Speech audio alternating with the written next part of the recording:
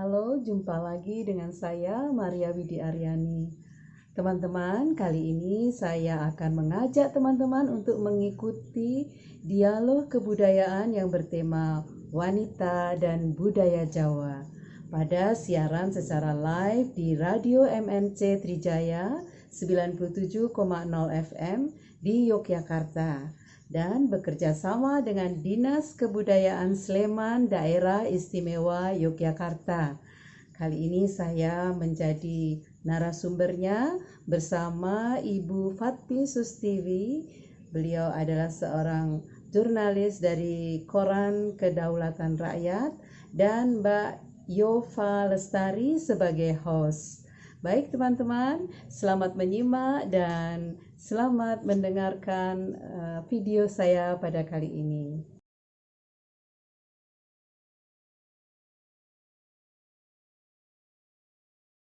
Dari Mataram City di Alana Hotel Yogyakarta 9700 Trijaya FM Yogyakarta, The Values and Information. Selamat pagi, menjelang siang, halo apa kabar pendengar Trijaya dimanapun Anda berada. Di kesempatan edisi 25 Oktober 2021, Anda kembali menyimak dialog kebudayaan Dinas Kebudayaan Kabupaten Sleman. Dan untuk edisi hari ini Anda ditemani bersama saya Yova hingga usai menjelang jam 11 siang ya. Topik yang akan saya hadirkan untuk pembahasan kita di kesempatan hari ini mengenai wanita dan budaya Jawa. Untuk membahas informasinya saya sudah bersama dengan Mbak Maria Widi Aryani selaku penulis dan juga Mbak Fatmi Sustiwi sebagai jurnalis. Saya akan menyapa kedua narasumber yang sudah hadir bersama dengan kami. Ada Mbak Maria, selamat pagi. Halo, selamat pagi. Bahagia sekali bisa berjumpa dengan pendengar Trijaya dan Mbak Yova. Terima kasih Mbak Maria sudah menyempatkan waktunya untuk sharing-sharing hari ini di suasana pagi. Sama-sama. Ya. Kemudian terima kasih juga ada Mbak Fatmi. Selamat pagi. Terima kasih. Assalamualaikum. Selamat pagi. Sehat selalu ya Mbak Fatmi. Terima kasih. Alhamdulillah kami sehat. Ya. Amin. Baik, terima kasih juga atas waktunya untuk sharing-sharing di dialog kebudayaan hari ini. Ya. Oke, terima kasih sudah diberi kesempatan. Sama-sama. Baik, hari ini kita mau ini dulu deh, kita mau memperkenalkan Mbak Maria dan juga Mbak Fatmi. Jadi kita sharing-sharing dulu nih mengenai aktivitas keseharian begitu ya. Kita dari Mbak Maria terlebih dahulu. Mbak Maria ini kan berprofesi sebagai penulis begitu ya. Nah, boleh tahu nih penulisnya di bidang apa begitu? Cerpen kah, puisi kah, atau seperti apa? Ya, kebetulan saya ini pecinta sastra. Jadi tulisan saya lebih banyak ke cerpen dan puisi. Cerpen dan puisi ya. Oke, baik. Kalau anak-anak sekarang itu malah justru lebih ke penulisan status WhatsApp, Instagram ya, karena memang eranya kali ya. Ya. Oke, baik. Jadi untuk Mbak Maria ini adalah penulis di bidang cerpen dan juga puisi begitu ya. Baik. Nah, kalau boleh tahu sejak kapan nih Mbak Maria menekuni profesi ini? Mungkin kalau dulu sih berawal dari hobi kali ya, terus beralih ke profesi begitu. Nah, kalau dari hobinya sendiri sejak kapan kalau boleh tahu? Begini, sejak kecil itu saya memang mencintai sastra ya. Jadi sejak kecil ya artinya sejak masuk usia sekolah kelas 5, kelas 6 gitu ya, saya udah mulai senang dengan sastra. Kemudian saya hobi membaca. Membaca? Ya, semua buku-buku yang dari ayah saya belikan atau majalah-majalah yang ayah saya langganan itu kita baca sampai ke semuanya lah, semua dibaca. Halaman terakhir ya? Iya, sampai ke halaman terakhir. Terutama yang paling saya senang itu kalau misalnya ada yang berkesan tuh ya cerpen atau puisi itu kadang-kadang berkali-kali saya baca sampai. Hal menarik apa yang didapatkan pada saat Mbak Maria itu membaca suatu cerpen lah begitu? Gimana ya? Kayaknya asik banget gitu ya. Kalau saya membaca cerpen itu seperti membaca kehidupan orang lain atau di situ saya banyak belajar juga. Kadang-kadang cerpen itu kan tidak hanya melulu bercerita tentang sebuah peristiwa, tapi juga ada informasi, ada ilmu yang bisa kita dapat. Nah, lama-lama kesininya setelah saya dewasa kali ya itu saya kok tertarik ingin menulis. Akhirnya kok menulis juga karena kebetulan dulu saya kan kerjanya di luar Jawa. Jadi setelah saya pensiun pulang ke Jogja ini, kebetulan komunitas saya itu bertemu dengan para penulis dan sastrawan budayawan yang ada di Jogja. Lama-lama mereka itu kok seperti membuat apa ya? Saya seperti ketularan virus virus Sastranya menulisnya mereka. itu ya, kok Virus yang tidak tertarik bahaya ya. Betul. Virus ya. Terutama ke dari ini ya yang mentor saya yang paling getol memotivasi saya untuk menulis itu ya Pak Budi Sarjono itu.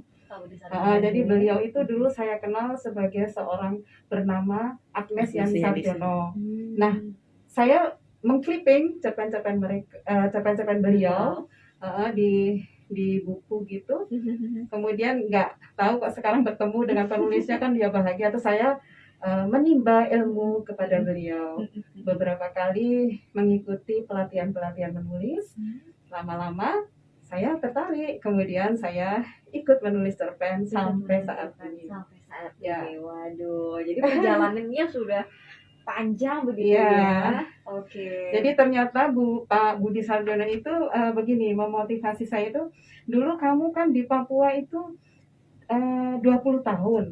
Itu harta karun kan ya. Iya. Nulis cerpen yang setting Papua. Belum ada loh. Coba nulis gitu. Kamu gali semuanya harta karun yang ada di sana. Nah, pelan-pelan saya memang cerpen-cerpen saya banyak yang berlatar belakang Papua. Oh, karena Kalau- berawal dari itu ya. Iya, karena berawal dari itu. Iya. Biasa. Jadi kalau mau ingin tahu, ingin ngintip-ngintip cerpen saya, itu bisa. Saya sering membacakannya di YouTube juga di Iya. akun saya Maria Widi Aryani. Ya. Itu beberapa karya cerpen saya bacakan di situ. Maksudnya karya cerpen yang sudah dimuat di mass media ya. Supaya saya juga memiliki clipping. Kalau dulu clipping saya gunting-gunting di koran, saya tempel-tempel. Tempel. Sekarang saya mengclippingkan dengan secara digital ya. Iya, betul. Gitu. Jadi siapa tahu nanti kalau anak cucu saya, oh ini ada eyangnya membacakan cerpen karyanya, gitu. Inspiratif sekali itu. Iya. Cerpen saya banyak sekali soalnya. Baik, oke. Berarti tadi untuk tulisan pertama yang diciptakan oleh Mbak Maria itu adalah berawal dari waktu Mbak Maria selama 20 tahun itu di Papua. Iya. Oh. Jadi banyak yang berlatar belakang. Tidak semuanya, Oh, tidak tapi semuanya. sebagian besar itu latar belakang Papua. Latar belakang dari sisi apanya yang di Papua yang diambil? Dari sisi Keseharian budaya, mereka, dari budaya. sisi kearifan lokal, ya menarik sih. Jadi kita mengamati kehidupan Papua itu bagaimana, itu mulai dari anak-anak yang, karena saya guru juga ya, jadi saya mengajar anak-anak SD, jadi mereka itu biasa dulu tahun 80-an ya, saya 87 ke Papua itu anak-anak itu nomaden, jadi berpindah-pindah. Sekolah bukan merupakan sebuah kebutuhan.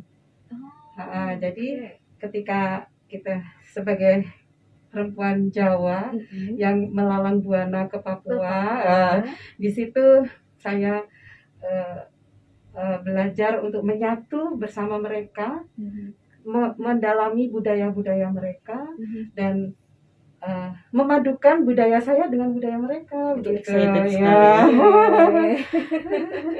Baik. Jadi Mungkin ada berapa banyak berarti yang sudah diciptakan mengenai Papua dari tulisan cerpennya? wah, berapa banyak ya, nggak pernah hitung ya saya. Mungkin selama 20 tahun itu menulis terus ya, Oh, Mbak Maria? enggak.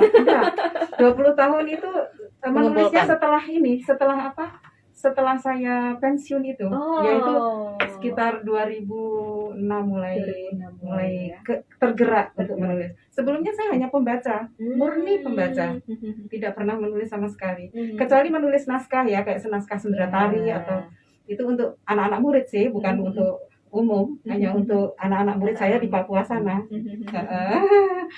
begitu. Oke, baik. Berarti sejarah panjang begitu ya. Nah, Ya, kemudian adakah tanggapan dari masyarakat Papua sendiri yang mungkin sudah melihat karyanya, Mbak Maria? begini, mereka itu ternyata kalau kita eh, berkenalan dengan mereka, bersahabat dengan mereka, dengan memahami budaya mereka itu mereka lebih lebih welcome.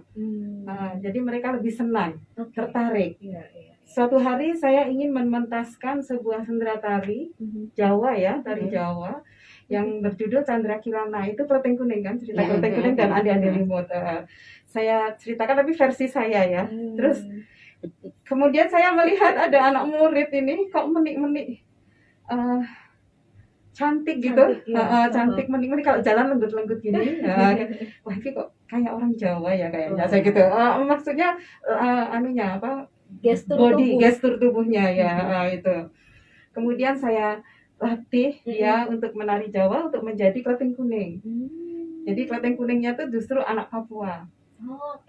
Saya latih tari Jawa dan dia berhasil.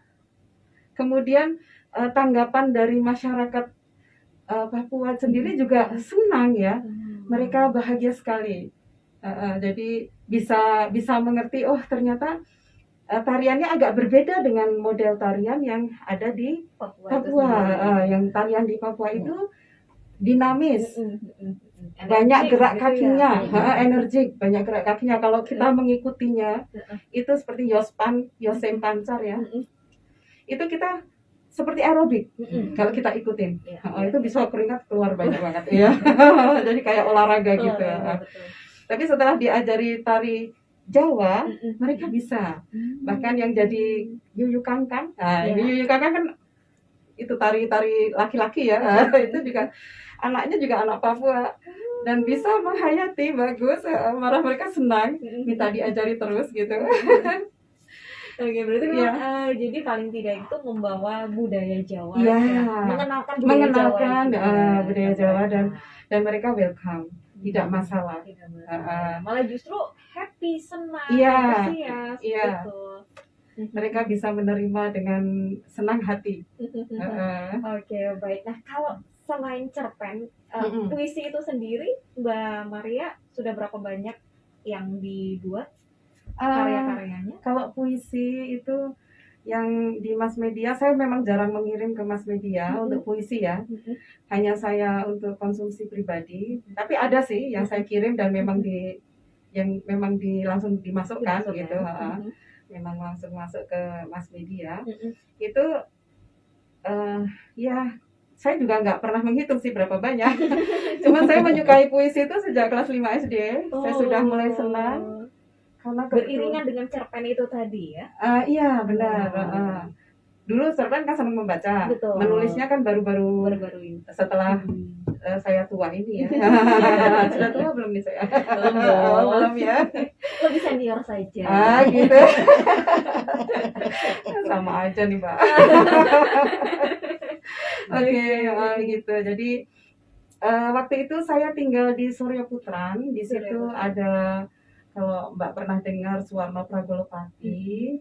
Beliau itu seorang motivator dan seorang penyair yang pasti orang penulis itu pasti tahu lah siapa beliau itu. Itu saya belajar deklamasi dari beliau. Pertama kali saya kenal puisi itu ya puisinya beliau, kemudian saya deklamasikan gitu. Nah, seiring berjalannya waktu kok saya memang kayaknya seneng sastra itu, entah itu puisi, entah itu cerpen, pokoknya yang karya sastra atau novel ya. Novel pun saya juga kalau baca mesti sampai tuntas gitu. Senang sekali. Nah, dari situ mulai mencintai puisi. Nah, ini lagi bikin puisi yang baru saya kumpulin sih tentang tokoh-tokoh perempuan ya. Oke. Puisinya agak lain sih, seperti kayak biografi tapi berupa puisi gitu. Biografi tapi ya mudah-mudahan bisa gitu bisa saya kumpulkan sampai banyak. Amin, siapa amin, tahu amin. bisa dibukukan gitu. Amin, Oke, baik. Nah, kalau kita lihat dari interaksi dari masyarakat ataupun juga peminat saat ini, walaupun saat ini kan lebih kental dengan generasi milenial yang hobi banget membaca gadget begitu ya Mbak ya, daripada membaca buku Buku, atau berinteraksi secara langsung, berkomunikasi gitu ya. Bagaimana sih Mbak, adakah saran ataupun juga tips bagi anak-anak sekarang yang mungkin agar bisa gemar lagi membaca begitu? Nah, itu sepertinya ada. Tantangan lagi ya Mbak ya? Jadi sebuah mungkin diawali dari keluarga kali ya. Iya. Biasanya kalau ingin memasyarakatkan budaya membaca itu ada peran orang tua yang harus eh, mendidik anak-anaknya supaya membaca. Mungkin saya hanya memberi tips aja buat keluarga-keluarga yang baru-baru yang mungkin anaknya udah memang Gadget itu banget. ini gadget banget gitu ya. Itu begini, salah satu tips ya. Kita di dalam sebuah keluarga gitu membuat kesepakatan jam membaca. Jam membaca. Ya, jam membaca Oke. keluarga. Cukuplah mau 1 jam, mau 2 jam dalam sehari penuh yang 24 jam itu diambil 1 jam atau 2 jam, tergantung kesepakatan. Betul. Terus membaca apa? Misalnya kita mau membaca pukul 4 sampai pukul 6 misalnya ya. Nah, pukul 4 sampai pukul 6 itu ya kita sekeluarga membaca. Misalnya jam rileksnya tuh 4 sampai 6 gitu ya. Nah, itu membaca apa saja. Boleh komik, boleh majalah, boleh novel, boleh buku pelajaran, terserah, pokoknya membaca. Boleh koran ya. Nah, dan orang tua kalau anaknya disuruh membaca, orang tuanya ya jangan terus Nonton TV. nonton TV atau apa. Ikut Ya mendampingi. harus ikut membaca juga, Betul. memberi contoh gitu. Pokoknya jangan membaca, tidak orang tua, tidak bapak, tidak ibu, tidak anak, semua membaca. Mungkin salah satu kiat itu bisa membantu anak-anak sekarang kembali mencintai membaca. Mereka sadar bahwa membaca itu memang buku itu merupakan jendela dunia gitu ya. Jadi apa saja bisa kita dapatkan dari buku tersebut.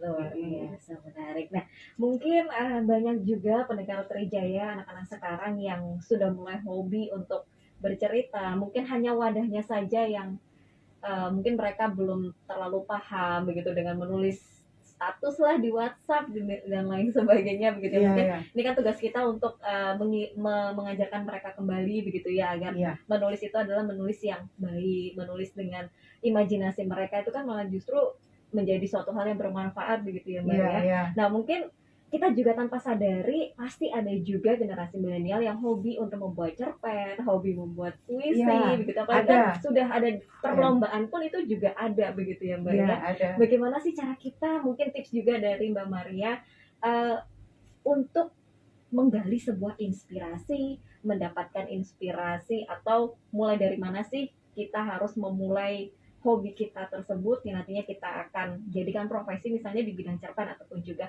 puisi. Berawal dari mana sih Mbak harusnya yang kita lakukan? Untuk mencari inspirasi, inspirasi itu memang tidak datang sendiri kayaknya. Iya. Harus dicari. Harus dicari. Ya. Iya. Kalau kita hanya diam aja ya nggak datang-datang. Harus dicari. Dan dicarinya tuh di mana? Itu bisa tanpa sadar kadang-kadang kita temui. Misalnya nih, kita sedang menyapu halaman misalnya. Kadang-kadang menyapu tuh berkeringat, tapi kan itu bukan olahraga. Kadang-kadang kita pakai sebel atau apa ya kalau menyapu. Di situ kadang-kadang malah muncul inspirasi. Kenapa kok daun-daun ini sudah saya sapu ada lagi, sudah saya sapu ada lagi, gitu kan? Nah, jadi dari situ bisa muncul sebuah tulisan. Wah, ini kayaknya bagus nih. Untuk melatih kesabaran ya, mungkin temanya kesabaran. Nah, terus kita bisa menulis tentang kesabaran itu dari sebuah pengalaman kita menyapu halaman atau bertemu dengan seseorang. Misalnya pernah suatu saat ada seseorang nggak kenal nih saya sama-sama menjemput anak aja di sekolah, tapi ada ibu-ibu tiba-tiba mendekati saya tuh bercerita banyak, curhat ya, bercerita tentang kehidupan anaknya yang sakit leukemia itu. Jadi anaknya tuh sudah tidak punya rambut tapi masih sekolah. Jadi dia bercerita di situ bahwa dia keluarga broken home juga. Mungkin dia kebingungan ya, waktu itu dia bilang saya itu sedih banget. Tiba-tiba anak saya itu kepingin ketemu ayahnya lah, padahal kan sudah pisah sama ayahnya gitu loh. Jadi aduh. Nah, mulai dari situ kok dia langsung cerita banyak. Akhirnya saya pakai buat ini Saya Menulis. terinspirasi dengan tiba-tiba beliau Iya, iya. curhat itu, akhirnya saya tulis. Pasti dengan nama yang saya Disampaikan. samarkan, ya. Tidak terlalu persis dengan kejadian faktanya, tetapi saya imajinasikan berdasarkan pikiran saya sendiri gitu. Oke, baik. Berarti dari diri pribadi dan juga lingkungan sekitar, Iya. serta orang-orang yang ada terdekat kita pun mempunyai cerita masing-masing yang Iya, bisa kita iya. tuangkan untuk menjadi imajinasi kita Imajinasikan begitu, sendiri. ya? Ya. Oke. Banyak Banyak kegiatan sehari-hari itu banyak sekali yang bisa kita tulis. Oke, dan sebenarnya setiap waktu pun imajinasi itu bisa muncul kapanpun ya, Mbak? Ya, bisa muncul. Tapi kita harus mencari, Betul. tidak hanya diam saja. Kalau diam saja nggak akan jadi tulisan sampai kapanpun ya. Oke, baik, terima kasih untuk cerita-ceritanya dari Mbak Maria, sangat menginspirasi sekali. Kita juga mau dengar cerita langsung dari Mbak Fatmi selaku jurnalis senior kita semuanya. Waduh, ini Yova juga agak deg-degan ini, takutnya dinilai bagaimana cara. Jadi nggak enak dibilang senior tuh. Jadi salah tingkah ya, Mbak. Iya, jadi agak sedikit salah. Oke, Mbak Fatmi ini sebagai jurnalis di Kedaulatan rakyat. Kedaulatan Yogyakarta, Rakyat. ya. Siapa sih yang tidak membaca KR gitu ya. Baik media cetaknya ataupun juga media elektroniknya, bahkan di YouTube pun Iya. juga ada dalam bentuk visual begitu ya. Kalau boleh tahu untuk Mbak Fatmi sendiri sudah berkarir berapa lama menjadi jurnalis? Jadi nggak enak nih kalau ditanya berapa lama. Terlalu lama soalnya. Lama, saking 30 tahunan. 30 tahun mendengar Saya berita. mulai menjadi jurnalis masuk di KR itu November 1987. Oke, berarti awal karirnya memang sudah di KR ya? Iya, nah, Oke. saya memang orang yang setia. Oh. Tidak mau berpindah-pindah. Tidak mau pindah ke lain hati. Setia dan loyal ya. Setia dan loyal. Oke. Itu karena saya menikmati. Hmm. Yang saya nikmati bukan hanya pekerjaannya, Ya. tapi lingkungannya. Hmm. Mencari lingkungan kerja yang Nyaman. enak, nyaman, itu tidak mudah kalau saya. Betul. Jadi kalau orang mengatakan duitnya sedikit nggak masalah, tapi yang penting kita nyaman, gitu. Oke. Banyak yang bilang jurnalis duitnya sedikit tapi tantangan pekerjaannya juga berat. Ya. Resikonya juga luar biasa Iya. begitu ya, Mbak Fatmi. Tapi Mbak Fatmi menikmati itu. Menikmati. Dan saya mencintai pekerjaan ini, profesi ini. Oke, baik, dan hingga saat ini pun Mbak Fatmi masih melakoni jurnalis?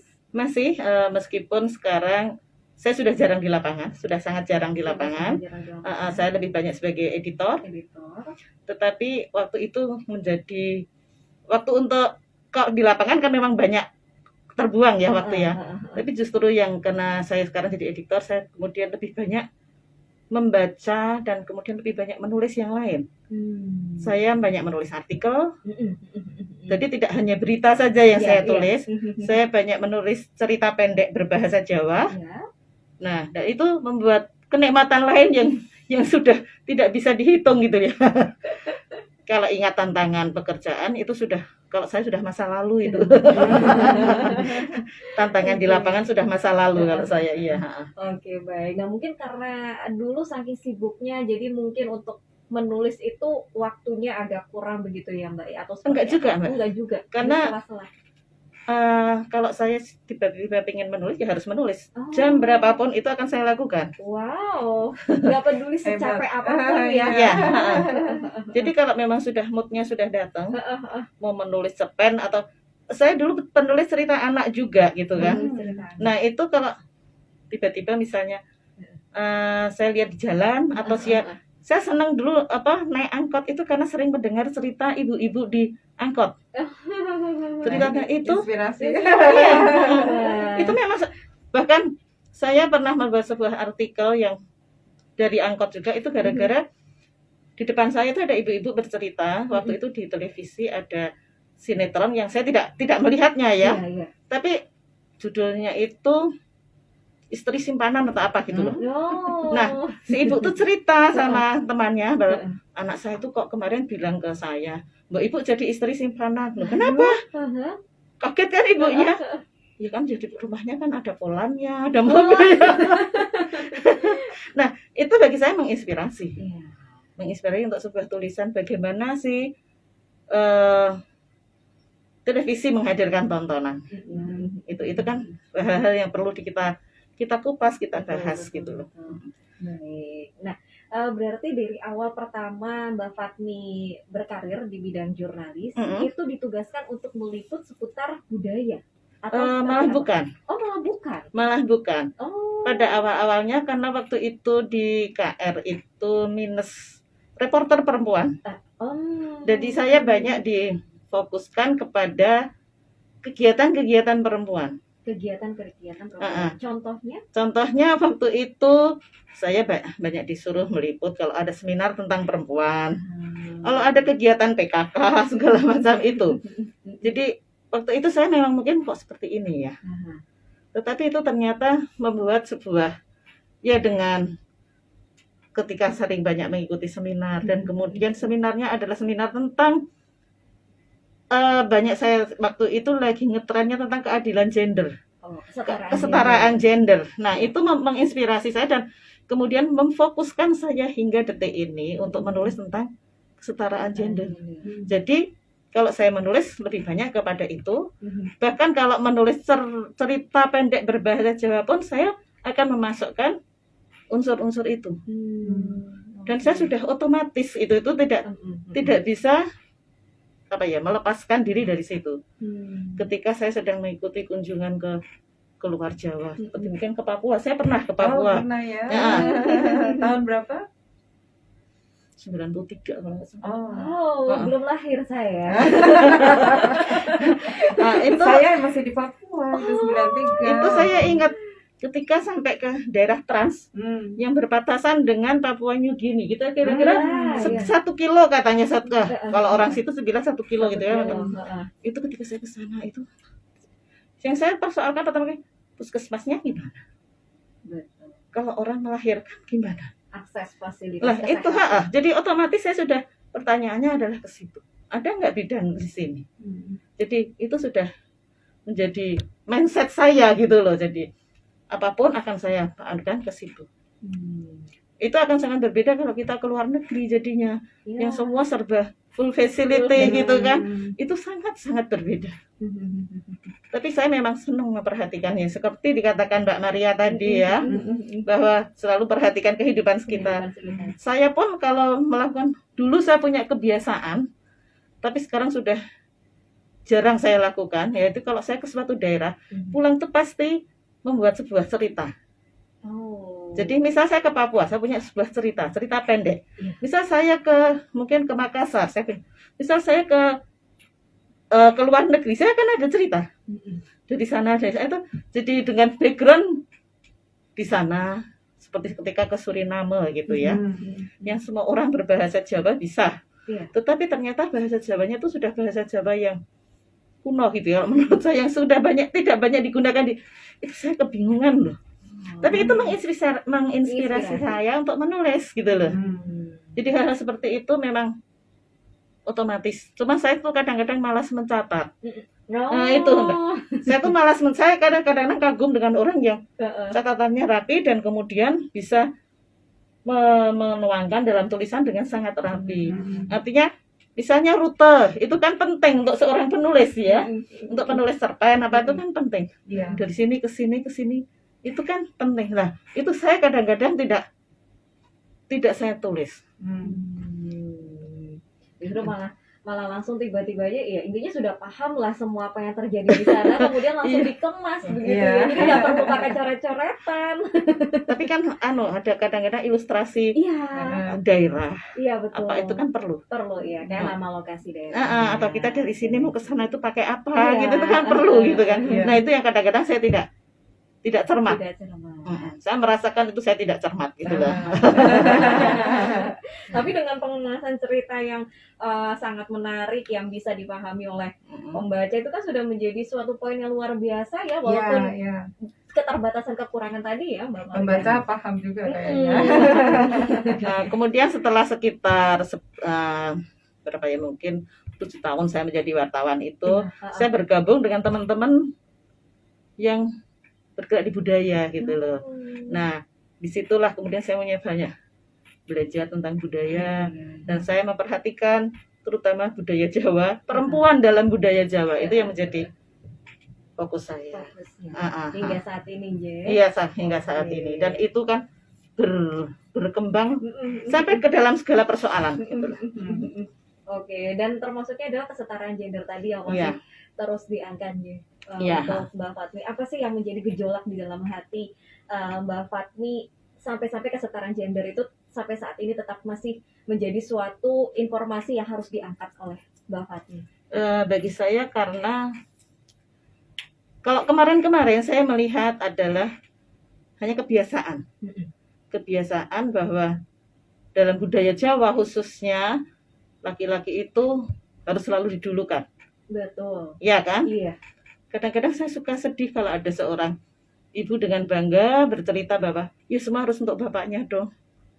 Kan bapaknya yang mencari uang. Mas saya suka kadang saya ngeledekin, saya juga cari uang. Iya. Nah, itu kan kadang-kadang saya ngeledekin orang itu gitu ya. Iya. Tapi sekarang saya melihatnya lebih kepada lebih luas karena banyak kebijakan-kebijakan yang dilakukan pemerintah itu tidak menyentuh, tidak sampai kepada persoalan yang dihadapi perempuan, tapi ini buntutnya adalah untuk persoalan bangsa. Nah, jadi kalau kita melihat, orang mengatakan angka kematian ibu di Indonesia itu tinggi. Betul.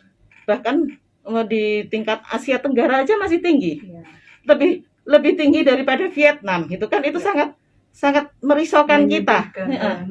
Nah, itu saya melihat kan ada kebijakan yang tidak pas.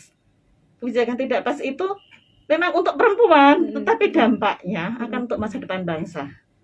Itu yang kita.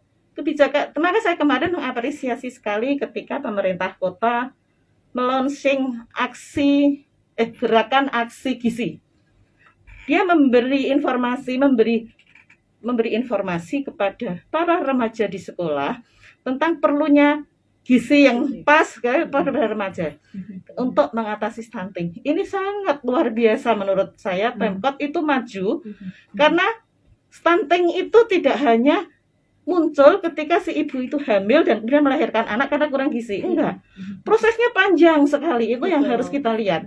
Bahwa sejak remaja yang Harus anemia, dipersiapkan sejak remaja iya, ya. remaja yang anemia, remaja yang pernah cacingan itu berpengaruh, memberi investasi untuk munculnya stunting. Nah, ini yang harus digarap dari sini. Nah, itu. Jadi kebijakan yang mungkin perlu menyentuh, ini bukan persoalan perempuan saja, tapi ini adalah persoalan bangsa. Iya. Baik, oke. Pendengar Trijaya ini karena kita sudah hampir berada di menit-menit terakhir ya, kita mau bahas sedikit dulu mengenai topik kita wanita dan budaya Jawa. Begitu. Kalau kita ke Mbak Maria terlebih dahulu, wanita dengan budaya Jawa itu versinya Mbak Maria sosoknya seperti apa sih? Yang zaman dulu atau zaman sekarang? Soalnya nih udah mulai ada pergeseran ya. Literasinya berbeda begitu ya. Iya, kalau Oke. yang dulu-dulu itu kan Perempuan perempuan itu hanya kayak seperti konco wingking atau konco wingking itu apa sih? Konco wingking itu yang teman yang hanya ada di belakang, Iya. tidak pernah dimunculkan. Dia sosoknya ada di balik layar gitu kan. Sepertinya seperti itu. Tapi kalau sekarang kan sudah enggak. Anak-anak sekarang kayak Mbak nih sekarang, nah, menjadi penyiar yang seluruh pendengar akan tahu siapa ini Mbak Yova. Ternyata sosok perempuan yang luar biasa misalnya ya, itu begitu. Beda, pikirannya sudah beda. Jadi sudah bukan konco wingking lagi gitu, tapi menjadi peran yang bisa setara dengan kaum laki-laki gitu. Oke. Iya. Baik. Nah, kalau menurut Mbak Fatmi sendiri budaya Jawa dan wanita dengan berbudaya Jawa itu sosoknya seperti apa? Definisinya seperti apa? Kalau didefinisikan sulit ya rasanya. Sulit, ya. Tapi orang selalu menganggap perempuan Jawa itu lembut, Betul. itu nerimo, Ya. dan nurut. Mm-mm. Nah, itu. Padahal menurut saya tidak selalu. Oke. Pendidikan akan mengubah. Lingkungan, Menurut tapi bukan penurut ya toh. iya. Ya. Pendidikan akan mengubah, lingkungan akan mengubah. Nah, itu akan membuat perempuan sekarang kalau dikatakan saya katakanlah saya misalnya saya biasa karena saya dididik secara egaliter dalam keluarga saya yang sangat santri, tapi mereka mendidik kami dengan sangat egaliter. Nah, kalau sekarang saya komplain terhadap sesuatu kebijakan, itu orang akan mengatakan, kok nggak Jawa banget sih kamu? Hmm. Bahkan ada teman saya, teman kuliah saya tuh mengatakan begini, kamu tuh perempuan Jawa yang tidak Jawani. Oh. Karena saya biasa mengkritisi, Iya. karena saya biasa dengan tegas akan mengatakan saya menolak kalau memang saya nggak suka. Iya. Dan itu kalau zaman dulu dalam bayangan orang tidak mungkin dilakukan perempuan Jawa. Betul. Iya kan? Iya, betul. Heeh. Nah itu kalau menurut saya. Nah yang kemudian menjadi persoalan sekarang sebetulnya bukan bagaimana sih perempuan Jawa itu dulu dan sekarang, tapi yang adalah pendidikan yang harus diberikan kepada perempuan Jawa itu yang harus Iya. kalau dalam tanda petik diubah Diubah seperti apa? bahwa laki-laki dan perempuan itu sama. Oke. Jadi jangan dia kan anak laki-laki didulukan sekolahnya. Oh. Oh ya, kadang dalam Iya. keluarga seperti Masih itu. seperti Zaman itu, dulu kan? seperti itu ya. Iya, Ya, benar. Itu Yang anak cewek nggak kuliah nggak apa-apa. Nggak apa-apa toh nanti cuma di rumah. Nah Iya. kalimat itu ya saya selalu Iya. mengatakan, kebetulan pernah ada ya dosen saya. Iya. Dosen saya itu istrinya sarjana juga, tapi tidak bekerja, tidak boleh bekerja. Tiba-tiba dia meninggalnya usia sangat muda. Yang anaknya masih, yang gede pun masih SMA, yang masih perlu duit banyak gitu ya. Waktu saya mengatakan, nah itulah bagaimana dia akan hidup selanjutnya nanti seperti kemarin-kemarin. Itu tidak mudah, karena dia tidak bisa bekerja, karena sudah untuk bekerja pun sekarang sudah sulit kalau dia mau bekerjanya kantoran. Betul. Iya kan? Kecuali dia bisa bekerja dari rumah yang akan membolak-balikkan keadaan. Saya bilang begitu kan. Itu itu hal-hal yang harus seperti itu yang mungkin harus kita ubah. Dan itu memang sebetulnya seperti yang dikatakan Mbak Maria tadi sudah ada perubahan ya. Iya. Cuman ada yang membalikkan lagi sekarang itu yang mendomestikasi peran perempuan itu hanya di rumah sajalah gitu Hanya loh. di dapur saja. Berarti tugas kita untuk memerangi hal-hal yang seperti Iya, itu. kita ya. harus nah itu ada sekarang. Mungkin Ya. lewat menulis lebih pas ya, Mbak. Iya, lewat menulis mungkin lebih pas, tapi kadang-kadang juga susah karena orang tidak mau membaca yang seperti iya, itu. iya. Sudah antipati dulu. Iya kan? Nah, Hmm. itu. Makanya kadang-kadang harusnya jadi lewat apa ya? Ya, mungkin dari hal keluarga itu tadi seperti Iya, pendidikan itu. membudayakan membaca itu juga dari keluarga dulu Iya, kan. betul, Kan nggak betul. bisa langsung tiba-tiba orang bisa gemar Senang membaca baca. kan nggak mungkin kalau nggak dari Betul. kecil mereka dilatih gitu ya. Oke, baik, ini kita sudah hampir mendekati jam 11 siang. Saya ucapkan terima kasih untuk Mbak Maria dan juga Mbak Fatmi, luar biasa sekali, sangat menginspirasi pendengar Trijaya. Terakhir mungkin apa yang ingin disampaikan oleh Mbak Maria ini terhadap pelaku seni begitu ya, khususnya penulis begitu untuk pendengar Trijaya dimanapun berada, apalagi dengan hadirnya generasi milenial saat ini kan justru kita harapkan bisa memberikan warna tersendiri begitu ya bagi pelaku seni penulis baik cerita maupun juga puisi, atau ada harapan-harapan lain yang mau disampaikan Mbak? Ya, harapan saya sih kalau berkarya itu jangan berhenti sampai satu karya saja, tetapi teruslah berkarya sampai kapanpun juga. Ya, itu harapan saya bagi generasi muda. Jangan Cepat puas ya. cepat puas dan jangan malas untuk membaca buku ya gitu. Baik, terima kasih Mbak Maria. Kemudian kita ke Mbak Fatmi, apa yang mau disampaikan juga untuk generasi milenial nih khususnya begitu ya, atau harapan-harapan tersendiri untuk melahirkan generasi-generasi jurnalis begitu yang lebih concern di bidang budaya? Saya kira ya diawali dari membaca. Nah, Dan membaca itu jangan berpikir bahwa kita harus membaca yang ada di depan kita. Lingkungan kita semua adalah bahan bacaan. Alam lingkungan kita semua adalah bahan bacaan. Jadi saya akan mengatakan belajarlah membaca buku, tapi saya akan mengatakan bukan hanya satu-satunya. Buku itu bukan hanya satu-satunya sumber dirimu untuk membaca. Alam dan lingkungan adalah tempat kita membaca. itu luar biasa. Baik, saya ucapkan terima kasih juga untuk Mbak Fatmi. Sukses selalu ya Mbak ya. Terima kasih. Terima kasih Ya. sharing-sharingnya, jaga kesehatan. Terima Kapan-kapan kasih. Kita bisa sharing-sharing kembali. Oke, terima Mbak Maria kasih. juga Iya. sukses selalu. Terima kasih. Kapan-kapan kita bisa sharing kembali. Baik, Jaga Mbak Eva. kesehatan, begitu aja. Sama-sama ya, Mbak. Mbak. Iya, Sama-sama kami tunggu undangannya. Selamat bertugas bertugas kembali Mbak Maria dan juga Mbak. Terima kasih. Baik pendengar Trijaya, saya ucapkan terima kasih juga untuk Anda sudah menyimak talk show kami di kesempatan hari ini di Dialog Kebudayaan Dinas Kebudayaan Sleman. Saya masih akan menemani aktivitas Anda dengan sejumlah informasi menarik tentunya hingga usaha nanti menjelang jam 12 siang. Siapa yang bisa memutarkan? Matur suwun, terima kasih. Mutrakan kita bertiga gitu loh, Iya. Oh, Mbak. boleh. Saya minta Tolong tolong. ya. Seolah-olah kita sedang ngomong ya. Oh, boleh, siap. Oh iya, siap. iya, Jadi iya. jangan Jangan nampang. nampang. Jangan nampang, Benar. siap. Saya matikan terlebih dahulu.